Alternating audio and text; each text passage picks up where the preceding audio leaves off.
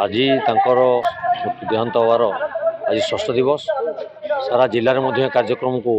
पालन करा सारा राज्य सारा भारत वर्ष आज चांदबाली निर्वाचन मंडली तरफ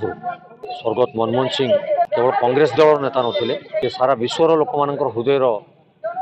जड़े परशमणि थे बोली मोर मन हुए कारण सी जो दुर्बल अर्थनैतिक स्थिति समय भारत वर्ष को सुधार आनी जो भली भारतवासी को जो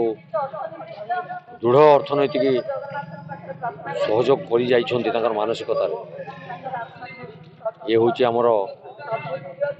भारतवासी मान तरफ भल पाइबार निदर्शन यही उपलक्षे सारा भारत व्यापी कार्यक्रम करा प्रभु प्रार्थना करुच्ची आत्मार सद्गति हो समस्ते आमे से अधूरा स्वप्न को जदि सफल कर प्रति प्रकृतर श्रद्धांजलि हो।